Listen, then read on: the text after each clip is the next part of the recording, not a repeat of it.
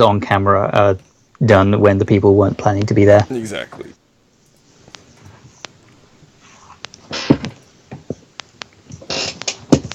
Okay, check. 1, 2, 3. This is us standing by. Yep. This is us. Check. 1, 2. Roger. Roger Dodger. Sunday morning.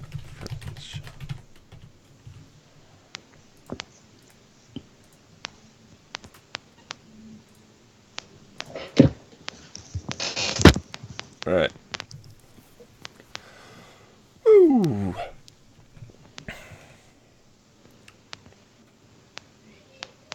Morning. Can you give me a levels check?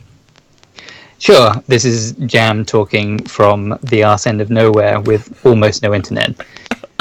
With Skype through a tiny device that probably shouldn't be used to record a podcast. Sitting right next to the wireless bridge that it's piping into. Just hugging it. Hugging using a hands-free set that one probably shouldn't even play multiplayer games over.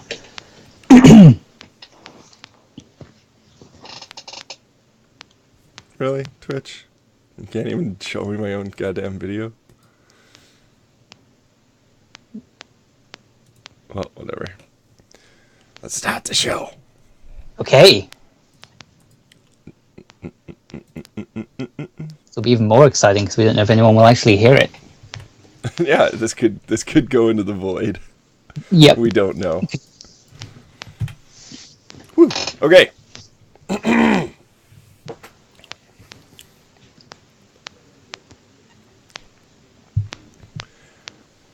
Hello, everyone. Good morning, good evening, wherever you are on the planet. Welcome to the Super Sunday Morning Friends Show. My name is Locke Vincent, and I'll be your host this morning. Joining me today is none other than my good friend, Mr. Jam Enslaver. Hello. We're doing things a little differently today. We are piping, streaming, hot, live, dropping those knowledge bombs through the internet. Mostly because I don't have the recording software to record both of us at the same time, which is Sonny's away, yes. and he usually takes care of that stuff if we're in a tight spot. I prefer to have individual audio channels, but Jam actually is unable to do that because he is beside you're like streaming from Stonehenge or something? Yeah, basically. So what I did was I found the right spot in the middle of the stone circle, did a lot of research. It took me about 5 hours or so to figure out where I could get the best Skype connection through this rock, which I found. Right. And then I'm talking in the right direction, and through the cosmic waves, it bounces off the stratosphere. It hits a particularly well-positioned polar bear, and then Locke just happens to receive it. Yeah, no, that polar bear is great. He's been working for me for a number of months now, and and yeah, it seems to be working out. So we'll see. Who knows? Mm-hmm. This episode could be lost forever. We're not sure. But that being said, we have some stuff to talk about. But before that, Jam, what kind of tea are you drinking this fine Sunday morning? I'm actually not drinking tea. Cancel the show. Because yeah, I know. It's like a show with just you and me. We should be talking about tea. I know. I mean, I have been drinking tea, but at the moment, since it is just after lunch, it's about 4:00 in the afternoon. I am actually enjoying a nice glass of Rioja. Okay. Which has gone down very well with a nice roast lamb that my mum made for me. So yes, I'm in the sort of post-eating glow of Sunday lunch. And what is Rioja? It's a red wine. At least I really hope it's a Rioja. Yes, it is. Okay. Awesome. No, that's delicious. That sounds great. What about yourself? What are you drinking this morning? I have a rooibos chai. So ooh, I like a good chai and like a good rooibos. Yeah, it's a funny mix, but it's really nice. It's actually one of the chais that I prefer without milk.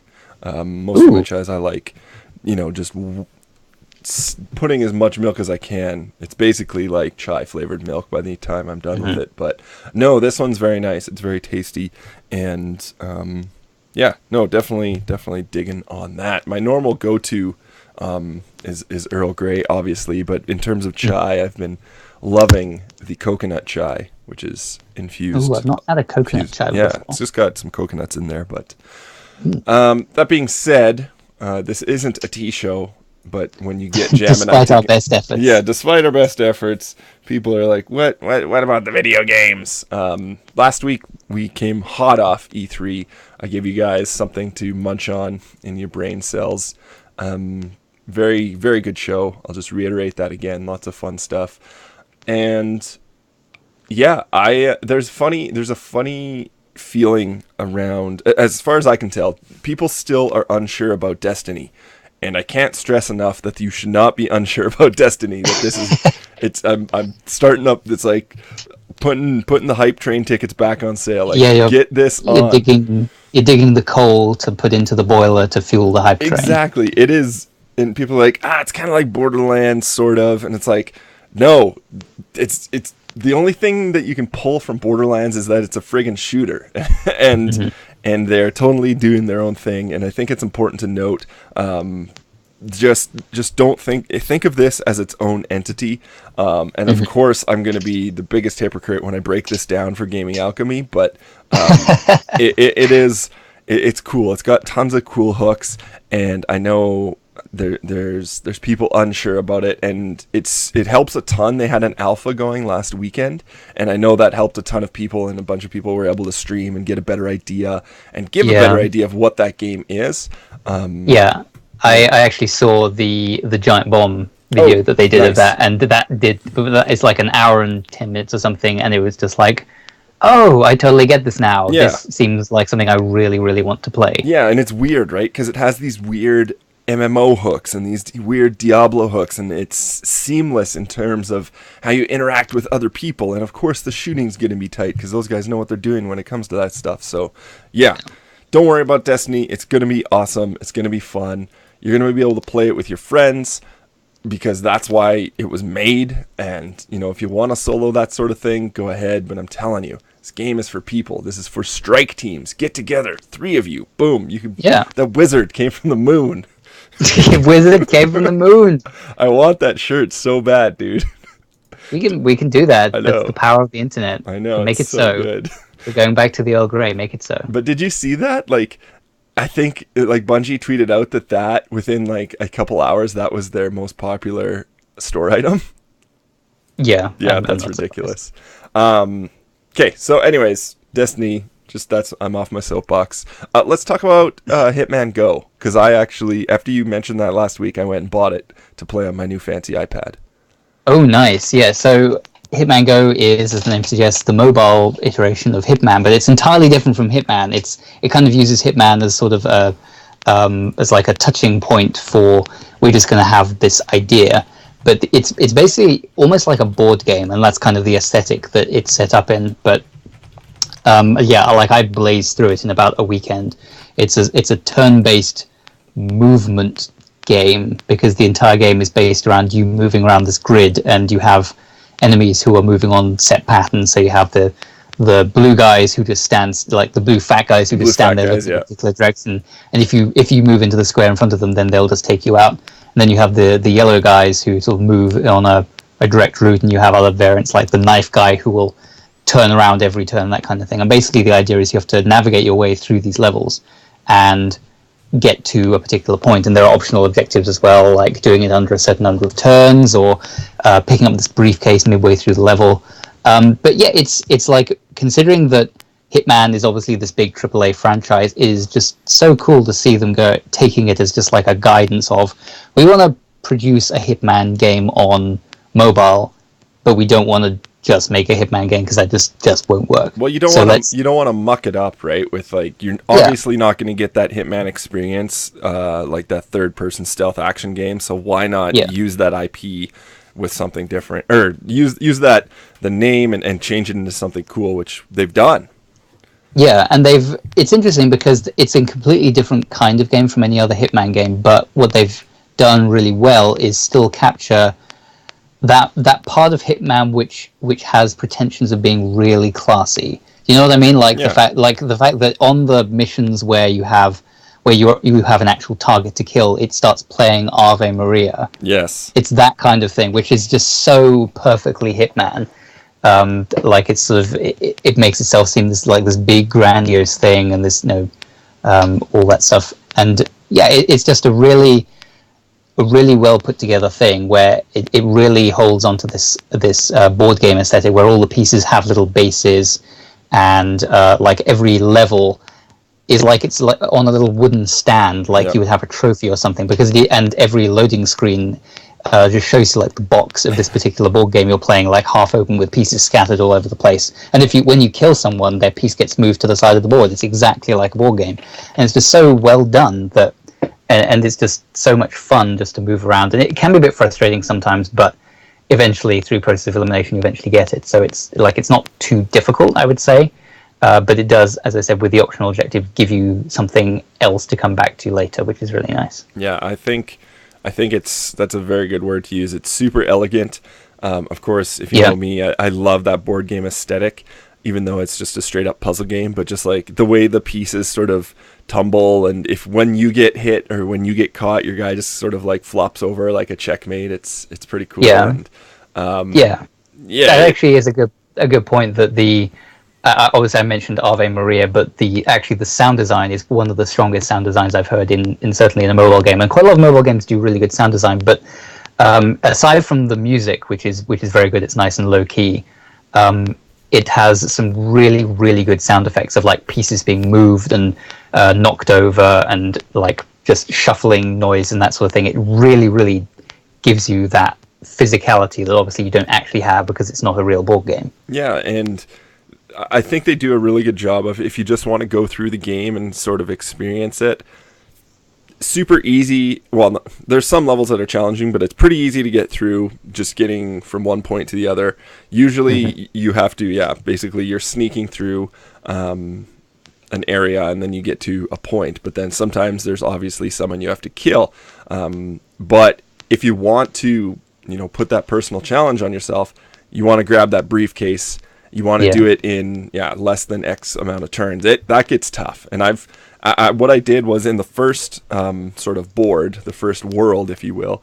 There's 15 levels in each world, and I think there's 3 or 4 worlds. And there are 4 main worlds, and then there's a 5th one which is shorter, which is based on Hitman Blood Money. Yes, and then so in each of the worlds you have 3 objectives. First objective is just to complete the level. Then there's 2 other ones. Some of the objectives will be, collect the briefcase, do it in less turns, no killing, or like killing everything, stuff like that. And that's where it gets tough, because in the first world I got 3 stars on everything.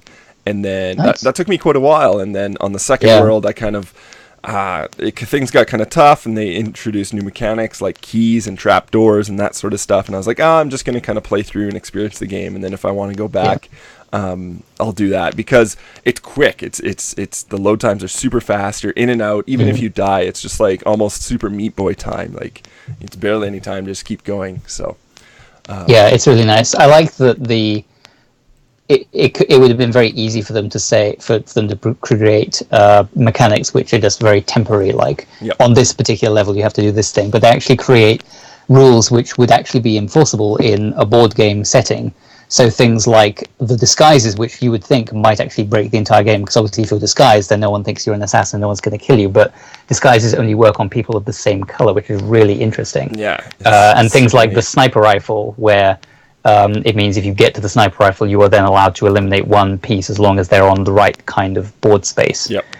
So stuff like that. Things that you would think, that might actually break the game, and actually works really in their favor. The other thing I wanted to mention about disguises is they made me happy, because the first disguise you get is for the yellow jacket guys, and so you have this yellow jacket sitting on a mannequin as a disguise, and it looks so much like Freddie Mercury's jacket. Like it makes me smile so much. Yes, I love need that. Yeah, exactly. The yellow guys are the worst, because they just keep going back and forth, and sometimes finding you get to the point where you can like throw a rock and have one of those noise cues, and they all go towards that, and it's really interesting as well from a tactical perspective, because the yellow guys obviously are moving back and forth, and it actually means that sometimes, or actually quite often, mathematically you can never kill them. Even though it's tempting to think you can. You're always chasing them. Exactly, because they're all, like, if you think about it, like, they're all, in order to move away and then back, you always have to move an even number of squares. So that means if they're on a route which has an even number of spaces, which it usually does, because they're just going back and forth, it means you should not try to kill them because you can't. It's literally impossible, which is really interesting. Oh, yeah. Anyways, Hitman Go, it is a beautiful game. It's very well done. It's $4, I believe, on the App Store. Yeah, it's super cheap. And it's like 3 or 4. Are you playing that on your Android device? Yes, I am. That's actually why I bought it, because it came out on iPads a little while ago, and then it came out on Android. So it was really good. So I believe Ubisoft Montreal did this, if I'm not mistaken. And then I think you're right. They just put out a sniper game. Ooh. In this, I don't know if it's in this same vein, but like using the Hitman sort of IP, and now it's a sniper mini game. So I want to check that out after I'm done with this, because I mean this one, they've done well with this one, and I think that'd be cool to, I love Hitman. Obviously, it has its shortcomings and its frustrations, but this is a really cool way to do it. So. Yeah, it's. I just wanted to make more levels for this, because there's like all the board games are sort of lined up, and there's like a sealed package which is like coming soon. It's like, I want more levels. I know. So but yeah, it's a better version it's a better game than Cut the Rope. So, I wrote down this game and I forget what it was, but I've been playing Payday 2. They put out a new DLC pack with forget the actor's name, but Gus Ferrigno from Breaking Bad. I've not seen enough Breaking Bad to know who that is. Anyways, he is sort of the front man for this DLC. He is the dentist, and it's got a really cool sort of intro movie. And he's like, "Hey, you're gonna work for me." And he has this patient, and one of the patients is, I think it's Hoxton, I believe, or Dallas. Anyways, Giancarlo Esposito, and he is, he's in there. Anyways, okay. Payday 2, the Big Bank DLC. It is what it says. It is a huge bank, and I've done this twice now with Sunny, and it is the longest mission I've ever played in this game. It is a 1-day mission, and it takes like half an hour, and it's ridiculous and awesome, and it's crazy. It's like, I don't know, it's different because the other missions are quite quick, like 5 minutes per day, and the longest you have is like a 3 or 4 day mission. But it's really cool because you walk in and it's like, just picture the biggest bank on Wall Street or New York or anything like that, and they've modeled it after that. So they have, tellers on one side, they have a staff room in the back, there's like offices upstairs, and you go in and there's obviously multiple objectives. Like, you have to hack into the security system, you have to crash the server, you have to get into this big vault, or you have to like get into the back area where the actual money is and where all the high paid people are. Once you do that, that's like the first 10 minutes, and then after that you have to crack through this big vault. And it's cool because they give you an opportunity to you can use thermite and drop down through the vault roof, or you can use this giant drill, and the drill has to be assembled and dropped in from the roof. It's really cool. They've done a really good job. I think it's like $5 or $6, and the thing about Payday 2 is they have supported that so much with DLC. Yeah. It's one of the best supported games, if not the best supported game of last year, because they're coming out with weapon packs and free missions and holiday missions and free weekends. They're doing a really good job, and I think that's cool. That's cool. And they've structured the game that you can basically almost play it forever because, and I was talking to Sunny about this yesterday, you don't really have an end goal. You just keep on doing it, and you can level up your character because it has the sort of light RPG mechanics with it's got skill trees and that sort of thing, but you're just basically playing because it's a fun game and you want to heist with your buddies and you want to get that next mask or that next gun and that sort of thing. So get it. Payday 2 is awesome. The Steam sale is happening right now, and it's super cheap. If you're not playing Payday 2, what's wrong with you? Let's go back to you, Jam. Talk about give me the lowdown on some pirates. Oh yes, some pirates. So I've been playing Assassin's Creed 4 for the last couple of weeks, and it's kind of gotten its hooks into me in a really interesting way. So I played quite a lot of the Assassin's Creed games. I played the first one and the second one and Brotherhood, and I kind of was feeling myself getting a little bit tired of them, and so I didn't pick up Liberation. Yeah, Revelation. That's right. Or Liberation was the Vita game. Was it? Yeah. Although actually, I do have the Evelyn DLC because I have the PS4 version, so I need to play that at some point. But interestingly enough, they've added some things in Assassin's Creed 4. I mean, everyone's played it at this point, so they probably know. But they've added some stuff into it which actually really rekindled my love for the series, because they've made it so much easier to be stealthy. Like, there's basically with one addition, which is the addition of foliage. So now you can just hide in the bushes, you can move around and no one can see you, and it makes it so much easier to do stealthy things. And so it makes it actually fun to do stealthy things. So there have been so many missions now where it's like, you want to get to this particular place, like you can't be spotted, or it's like avoid combat, and it's just much easier. But it also means that the levels are set up in a way where it's interesting to divine what they want you to do to avoid being spotted. Because with Assassin's Creed, combat is not particularly an issue, and that in some ways, because it's so easy, means that it's more interesting to try and avoid it entirely. And so with the addition of foliage and the ability to just move around in these areas where just enemies can't see you, and like the ability to whistle as well, to like if people are close enough to lure them over to you and then just grab them and push them in the bushes, that kind of thing. It actually makes it much more interesting, and it makes you feel like an assassin rather than just this guy who just runs in with two swords and starts killing everyone. I'm Blackbeard. Exactly, it's that, and that's really nice. I mean, the other cool thing about it is, yes, it's pirates, and yes, it's tall ships, and it's so much fun to just sail your ship around, like and customizing it. I bought myself a set of crimson sails, and now I look like a complete badass. It's interesting that they have characters like Blackbeard and Blackbeard's mentor, Robert Hornigold, in the game, but they do not draw attention to them at all. Like, if you didn't know that, like, they're actually calling Blackbeard by one of his potential other names, not his more famous real name.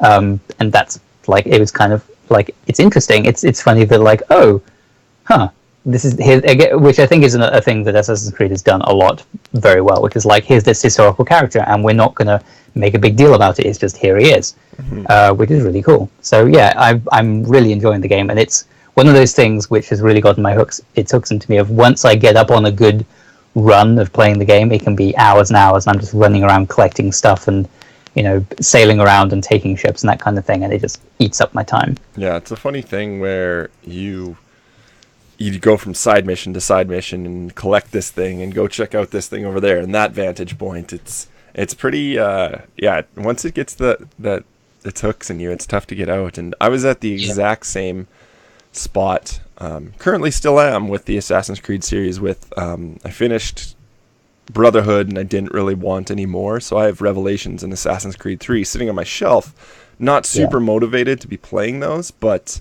I don't know. I think with the hype on Assassin's Creed 4, as well as Unity showing so strong in E3, I want to get back on that boat, if you will.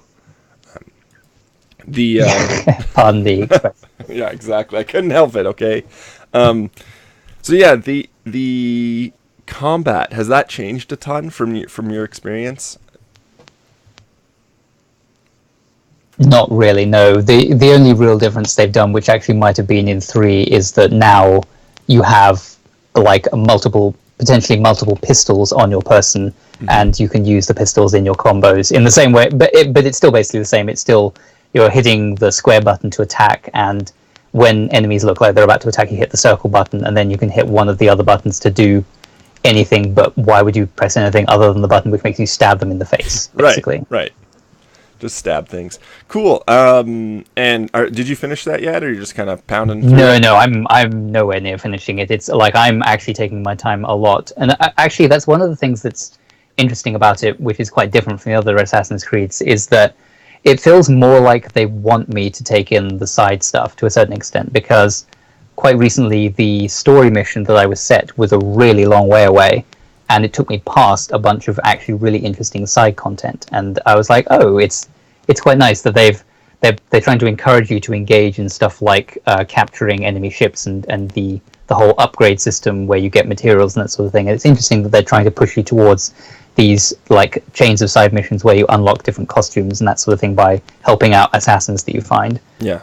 So that's really nice. But yeah, I have quite a long way to go before I actually finish it. Awesome. And you're playing that on your PS4, right? Yes, that's right. Cool. That is exciting. I do want to play that soon because Unity's coming out quick. I don't know if I'll play through those other two. We'll see. I like that series, but again, just sort of exhausted with it after. Yeah, I've not heard the best things about. I've not heard the best things about 3 or Revelations. I mostly just want to use a bow.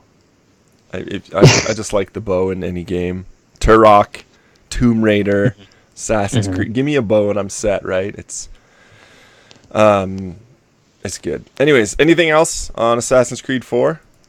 No, I think that's about it. Right on. I forgot to mention, while I was switching back and forth on my iPad playing Hitman Go, I also grabbed Infinity Blade 3 to really push, really push that platform to its limits. Right. Yeah, it was cheap. It was like $3, and I know they put a lot of effort into that game.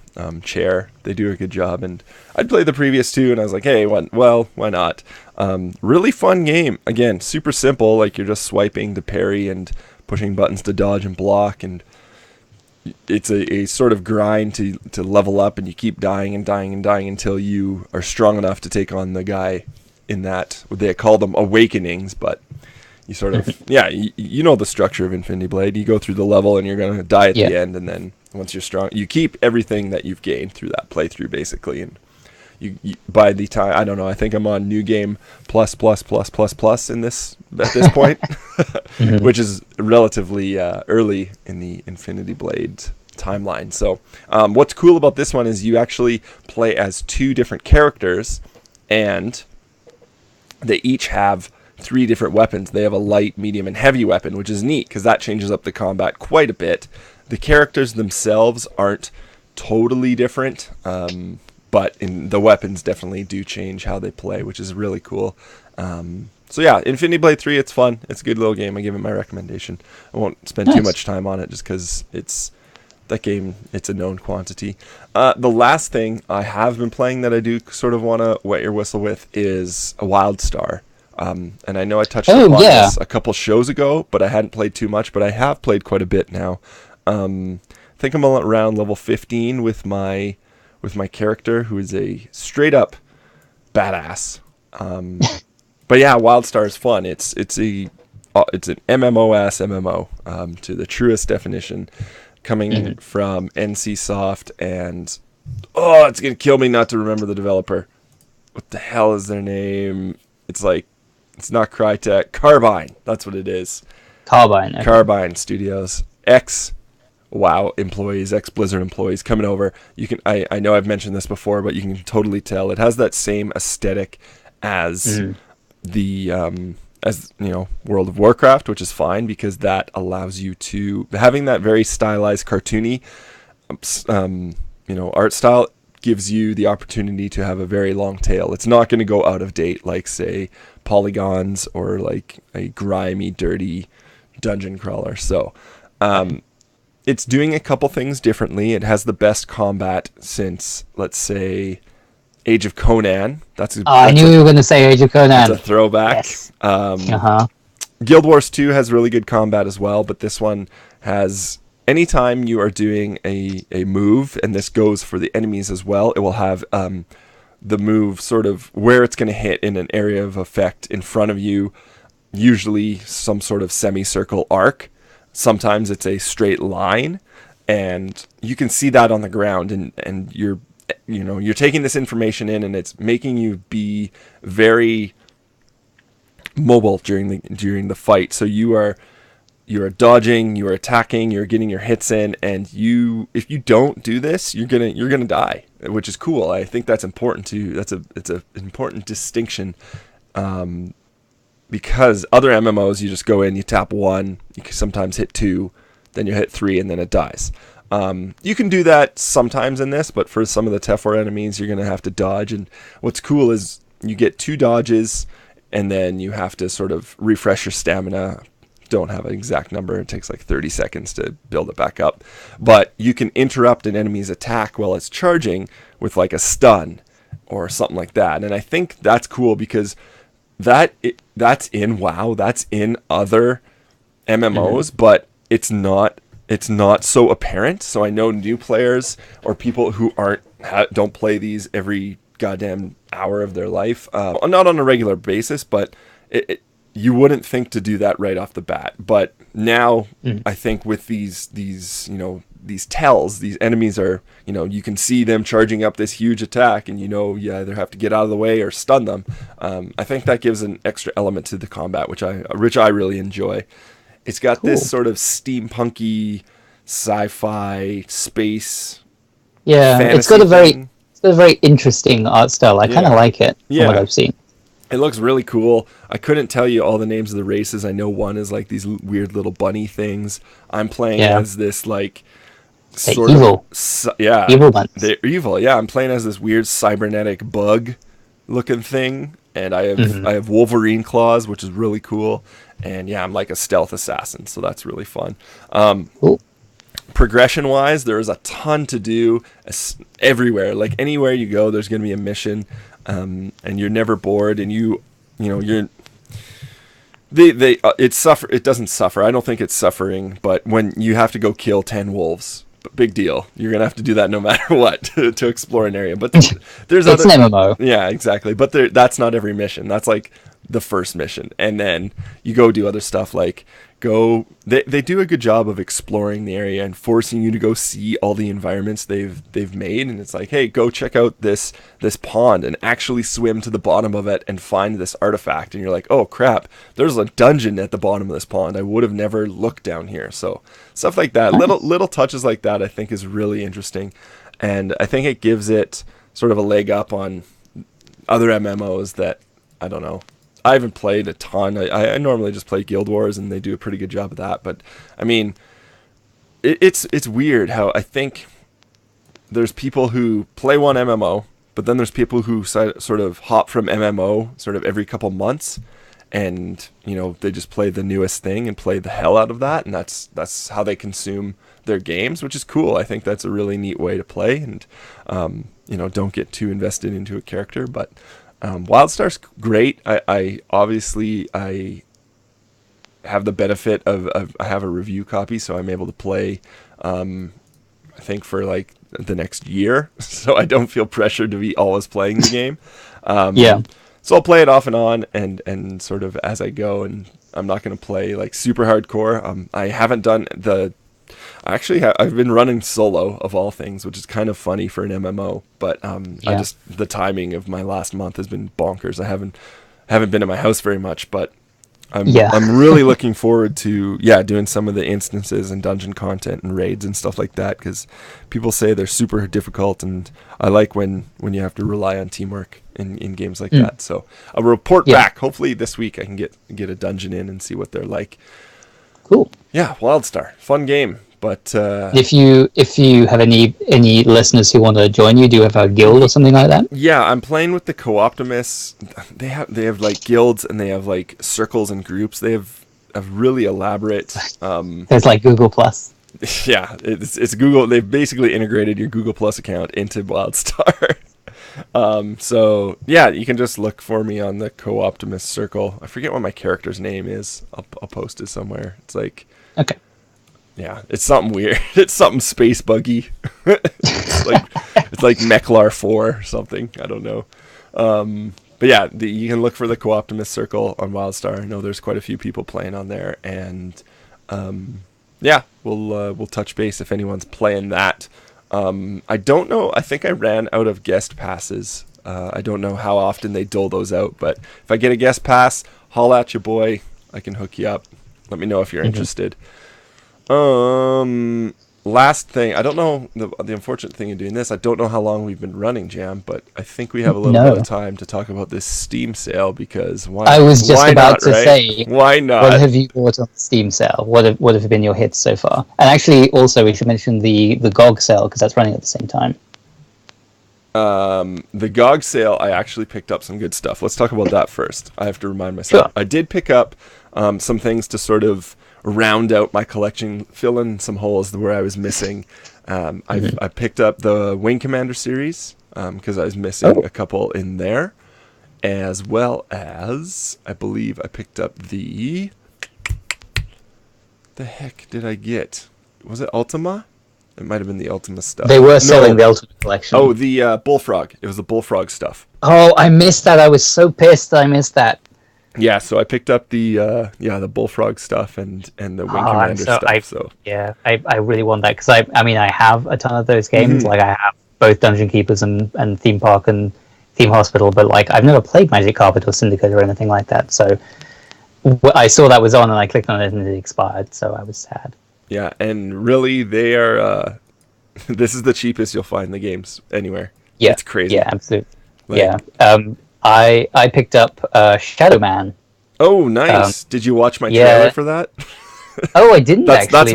That's my trailer on there. So. Oh, nice! I didn't even realize. Yeah, because Shadow Man was like when back in the day when my brothers and I had an N64. Like I can distinctly remember Shadow Man coming out and reading so much about it, and it seemed like this really crazy game, like with all this voodoo stuff. And I saw it on GOG for like less than $3, and I was like, sure, It was 91 pence, which is nothing, and so I was like, oh, I'm gonna get this, and maybe I'll play it and review it at some point. Nice, yeah. It's an interesting game. It's like one of the first sort of truly 3D platformer action games, and it's got that really dark motif, sort of voodoo witch doctor stuff going on. So, pretty cool. It has a python wearing a top hat.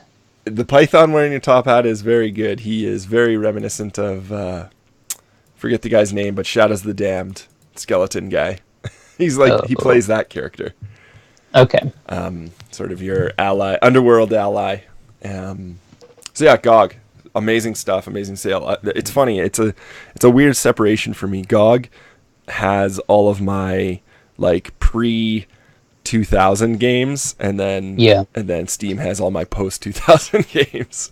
That's how I separate it. I don't know what. It's weird. It's weird. Maybe it's OCD stuff, but that's what I think. So yeah, it is very much. It's like basically anything that I consider to be an old game, even though GOG has now branched out to newer stuff. They have new stuff. Like if something pops up on the sale or something, and I'm like, oh, that sounds interesting. If I click on it and the release date is too recent, I'm like, no, that's not a GOG game for me. That's a Steam game, right?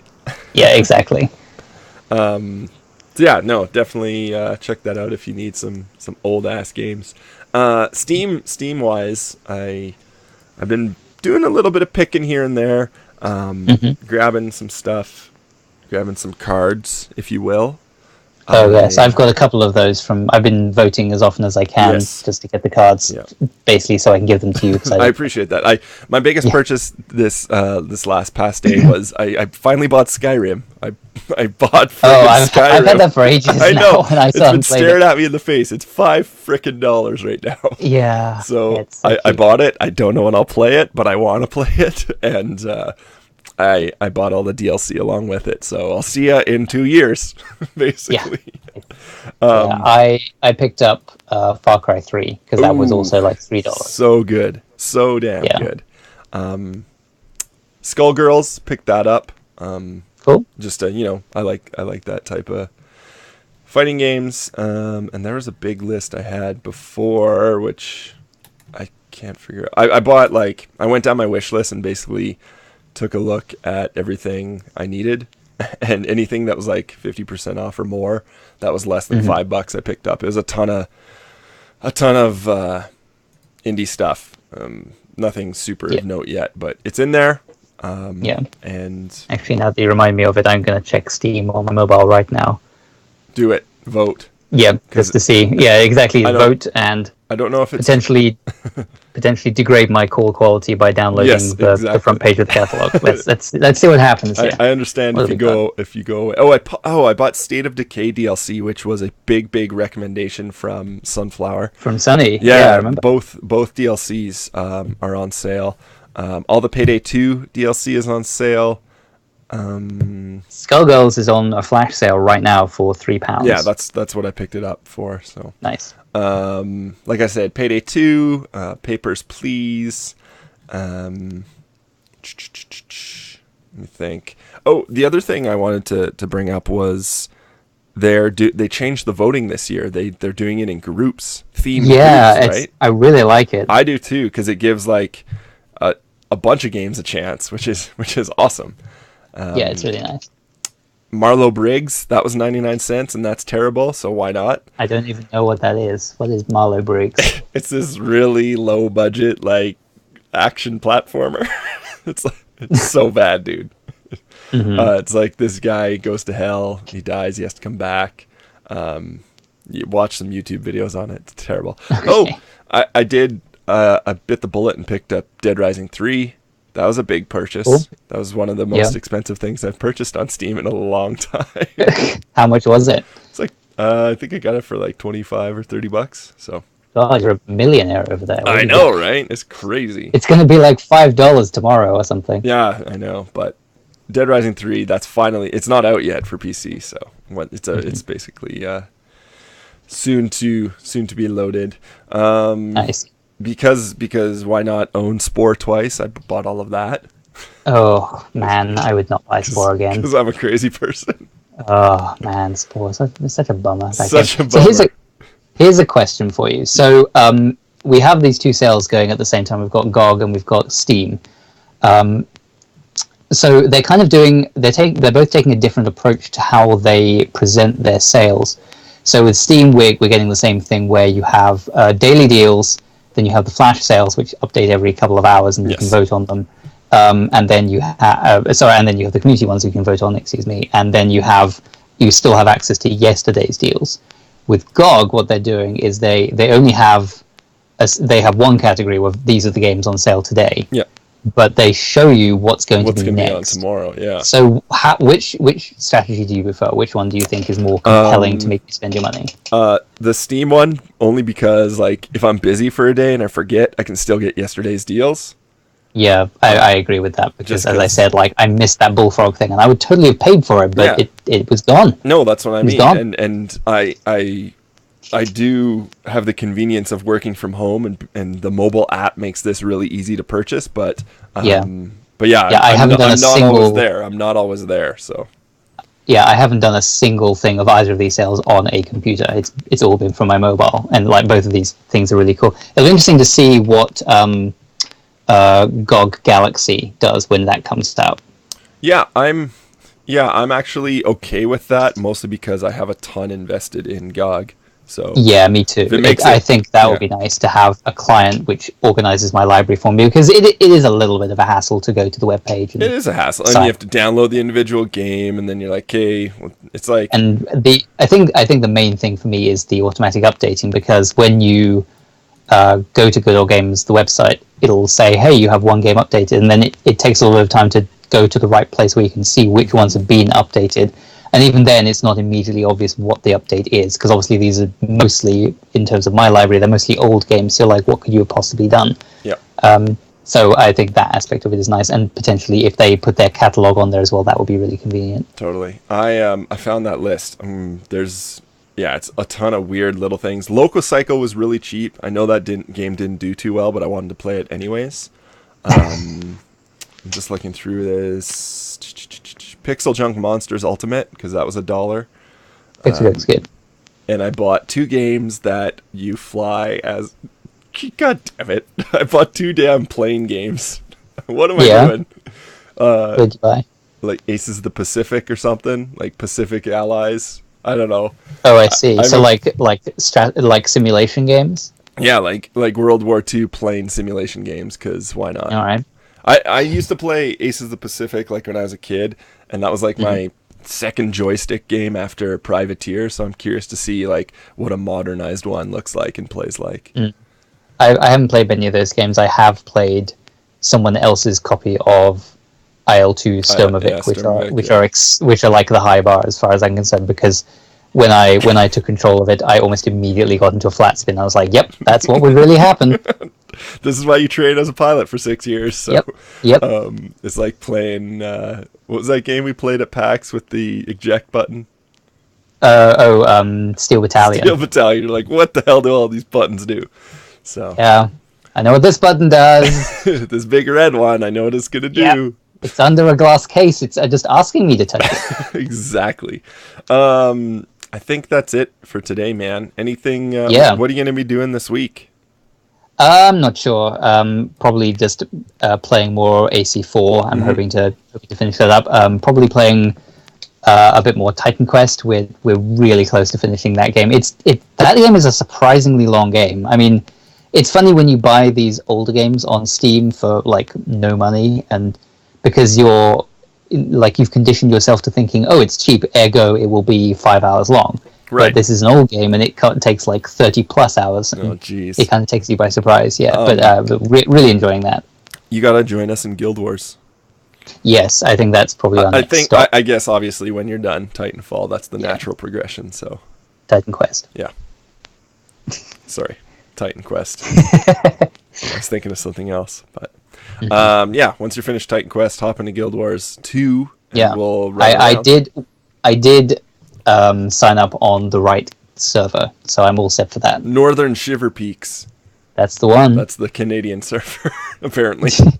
Yeah, it was interesting actually going into that server browser and just seeing that almost all of them have a population of very high, not just high, which is really encouraging because it shows that people are still playing it, which is really cool. Yeah, it's awesome. So, okay, man. Well, thank you so much for joining me this afternoon on your end. My morning. Yeah. I think I'm going to be playing some more WildStar. I think some more... I got a couple things I got to finish off, but I really want to delve into, for some reason, Fallout New Vegas with a ton of mods. Oh, really? Yeah. I want to make a space cowboy that uses only lasers and roleplay and roleplay that, but we'll see. We'll see what happens. That's been the show. This is the Super Morning Friends Sunday hour show where we talk Extravaganza. Exactly, where we talk about video games, tea, and life. Unfortunately, obviously, hats off to Jam. Sonny couldn't be with us, but we will remember him in spirit. Yeah. Again, thank you again so much for joining me, and Jam, we'll catch you next week, dude. Absolutely, it's been a pleasure. Thanks for listening, everyone. Bye-bye.